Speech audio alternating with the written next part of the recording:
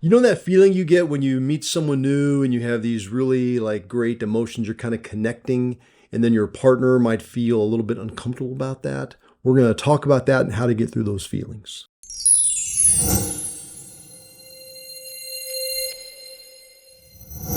Hey guys, it's John and Jackie of OpenLove101.com. Welcome to our show.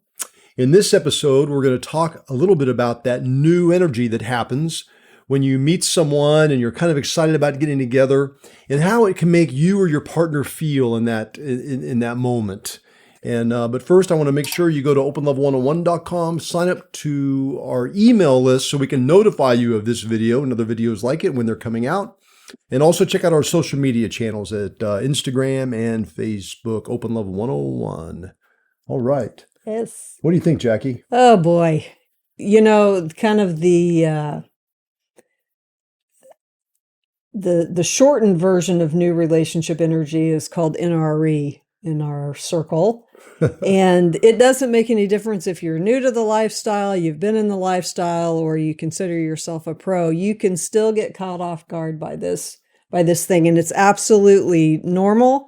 And that's what we want to kind of talk about today, is when you come up against this, and how you can handle it with your partner, how you can handle it yourself, what it means, how we can kind of look at it and get through it, walk through it sometimes, and how exciting it can be for the person that's experiencing it, and then some tips and tidbits for the partner that's watching this happen. Well, in my case, it's exciting, and for many men and women both, it's exciting for me to see you experiencing that with someone else.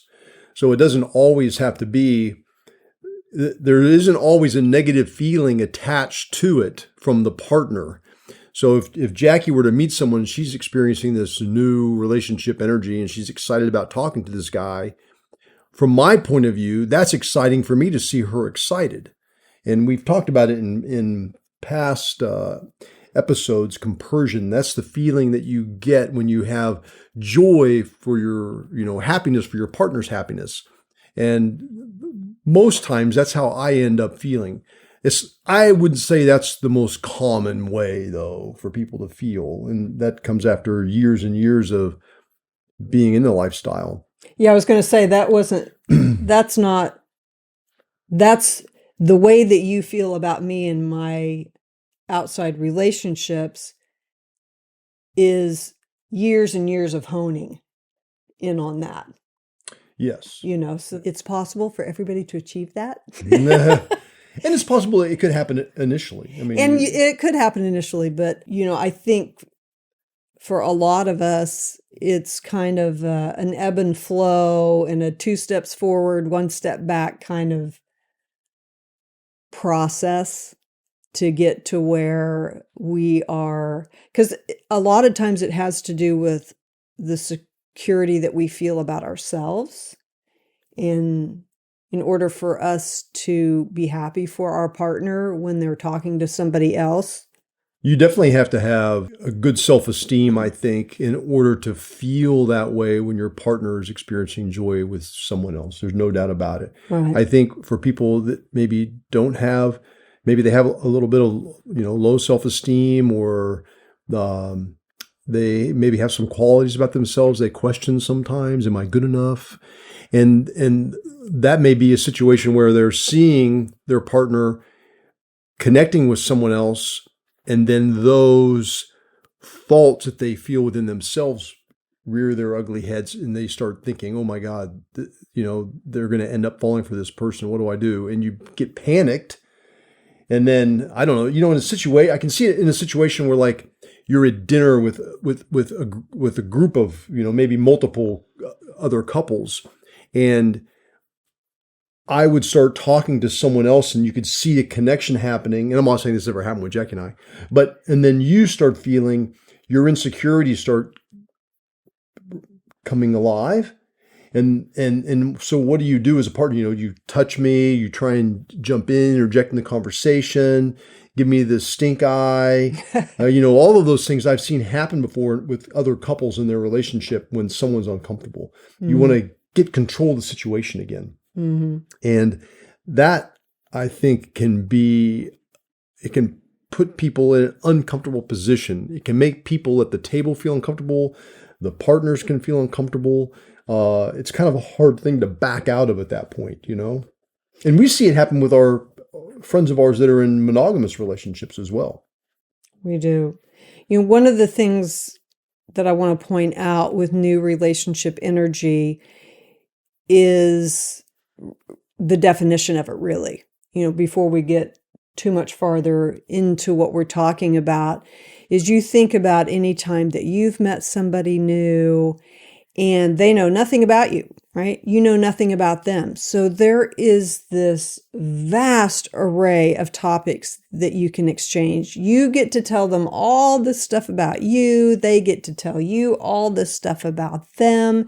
If you're in a relationship, the difference in not stepping outside of the relationship that you're in, like, you know, like for John and I, if John meets somebody different and he gets to talk to them, you know, there's all of these new things that he gets to tell them about himself. And then he gets to hear all of those things from that person.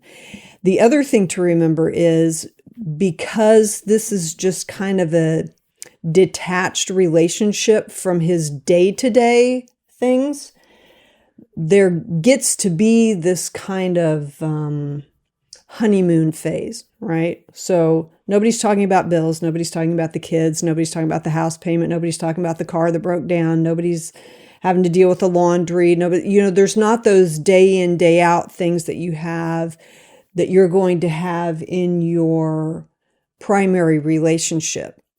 So there gets to be just this pocket where it's fun, right? You think about when you very first started dating somebody, everything was just fun because you weren't ever dealing with anything hard. It was just easy, fun stuff. You're going to dinner, you're intrigued by each other. And then that builds into, you know, a more sexual relationship. And so then that becomes kind of fun and you're trying new things with that person and they move different. And maybe you are getting to try your things out that's different. But just like with anything, you know, that new relationship energy at some point is not going to be new.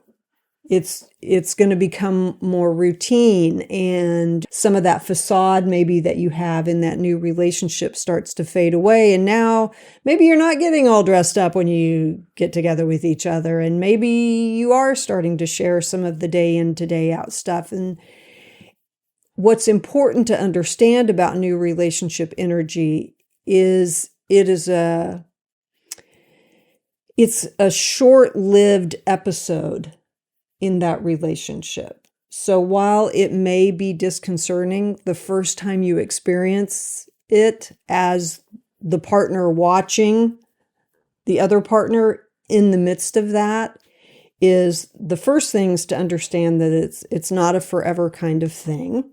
You know, at some point, some of that energy is going to taper off and it's going to be a more day-to-day pace. But the other thing is to really try to focus a lot on the positive energy that you and your partner have, of all of the things that you do together that you're able to do together and maintain even after years and years and years together, and the benefit and security of that. You know, sometimes we can get threatened by something new because we think, you know, it's new or improved or better, or it's pulling our partner's attention away. And we short sell the fact that we have this sense of security with our partner that can be invaluable if we get too caught up in what that is, the new relationship energy being something more than what it is. Jackie, do you experience new relationship energy still? You know, like when John gets to relate, like if John was to find somebody to play with. Yeah. You know, I think it's one of those things, it's experience. maybe the first time I came up against it, I was like, what is, I didn't even know that that's what it was. And I guess that's why we're kind of having this conversation. Because if you don't even know that that's something that's going to happen, or that's something that could be experienced, it's going to throw you for a loop. And, and I guarantee you, if you are in a relationship where you're going to be more open and you are going to invite others in, there is the possibility that can happen. Is you can find somebody that you find really intriguing, or your partner may find somebody that's really intriguing. And experiencing that new relationship energy, if you don't know what it is, or you don't have a name for it, or you don't know how to articulate it, you may think it's something different is going on.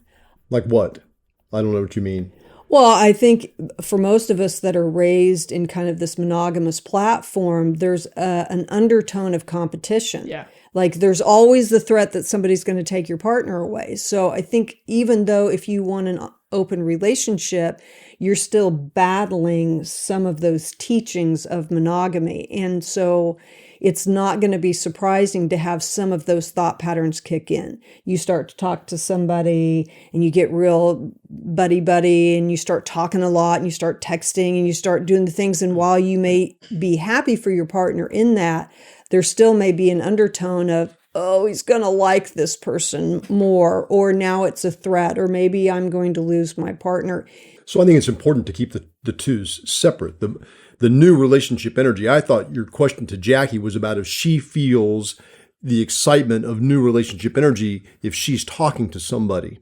No, I'm asking so the opposite. the energy that comes from feelings of fear or insecurity, I wouldn't call that new relationship energy. I would call that fear and jealousy.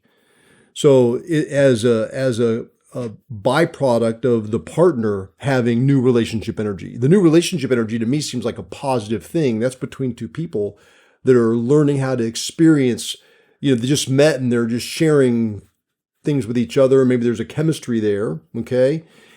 If the partner is feeling uncomfortable, they're not experiencing new relationship energy. They're experiencing fear or jealousy or insecurities or things like that. Exactly. That's a different thing. I think yeah, but they go together. If They go you're together. experiencing new relationship energy with somebody, Yes. I probably am not going to be experiencing that if it's the first time that I'm being introduced to that.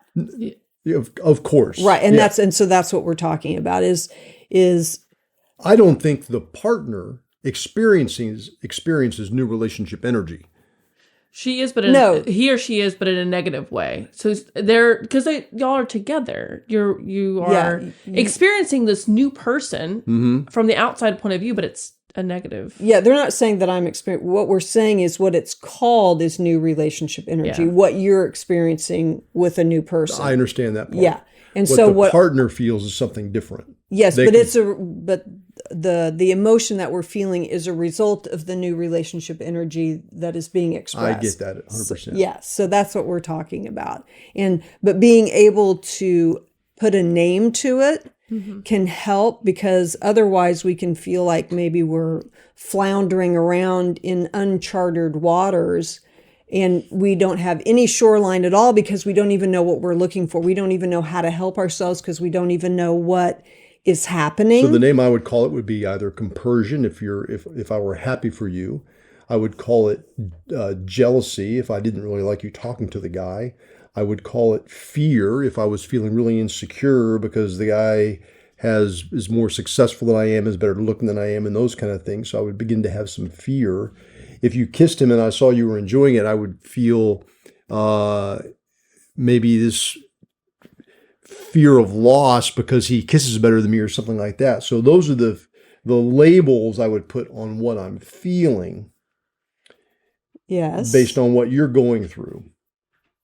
And that's where I guess where I'm getting confused and I'm listening to you is because I feel like the definition. Because those feelings that we're having, the things like jealousy or fear or competition or all of those things become surfaced as a result of what we're watching happen. Yeah. And so what we're trying to do is help those people that have those feelings surface to maybe know like why that's happening, and that it's a temporary thing, and how maybe some ways that we can combat that. And if we understand it, it may help us get a better hold on what we're experiencing, and be able to work our way through it. And sometimes, like in the times that I've dealt with it, it's a matter of experience. The first time it happened, I didn't know what was happening. I didn't even know what new relationship energy was. Even though I've experienced it in dating it, I never even labeled it as that. I'm just dating somebody, but I never dated while I was married. Yeah. So until you met me. Until I met you. So dating when you're married is a different dynamic, and it can be really beautiful, but it's a different relationship model than how I was raised in monogamy. So some of the stuff that I'm coming up against, while it may not be different, like I may still deal with jealousy or competition or all of those in my monogamous relationship, in the open relationship, those things are confronted. We put those out in the open, and we're basically asking ourselves to deal with those issues, to deal with those insecurities, to deal with those jealousies. We're challenging ourselves to actually heal and retrain ourselves to have a much more positive outlook in ourselves and a much more positive outlook in the relationship that we're in with our partner, and maybe how a change in definition can be of benefit to us. Mm-hmm. So I think that's one of the reasons why we are discussing this. Yeah. And showing people that there's a way in and out of this. So what's the way in and out? Well, one is to know what it is that you're up against, to understand the probability of this happening. If you meet somebody new, there is going to be a level of excitement while you get to know them, while your partner gets to know them. It doesn't automatically mean all of these things that sometimes we can think that it means, that, we're in, that it's going to be a problem with the relationship, or our partner is going to run off with this person. It's more about being able to have those discussions if we think it's happening. And that's where I say, right, putting it out on the table. And that can be a hard thing to do because we're kind of trained not to talk about that stuff. We just have those feelings in silence. And this is a way to talk about them, not in an accusatory manner, but to talk about them in a way that I'm having these feelings. Can you help me walk through these feelings? Because I do want to have compersion for you, and I do want to be happy about this. Yet I'm still coming up against old thought patterns, or I'm still in fear, or I'm realizing that there's some things that maybe I'm not as confident about as I thought I was. And how can we work together as a team to make sure that we're both walking out of this and through it in a way that's positive? Because I would know, it's kind of like if you put the shoe on the other foot, and if I found somebody that I clicked with and was talking to, I would want you to be confident enough in our relationship to be happy for me. So it's like, if you are coming up against that and you're not happy, then, help me walk through this. Right. Or what did you do to help you? Or how do, what are some things that are needed in the relationship to make sure everybody can walk through that? It's important, though, to know that when you open up your relationship, there is the possibility that this is going to happen. And it doesn't have to be the end of the world. It can be the beginning of a new chapter. You can learn how to have these discussions with your partner. You can learn what it is. You can articulate what it is. It can be a safe zone, and can really be an opportunity for growth for both you and your partner and the relationship as a whole. It's interesting to me how so many times when we're talking about these things that cause, whether they're positive things or things that can be construed as negative, the beginning of the answer is always communication. You have to be able to talk to your partner about whatever it is you're feeling and going through. And your partner needs to be there and be able to receive it in a loving way and listen and not, immediately become defensive and confrontational about it.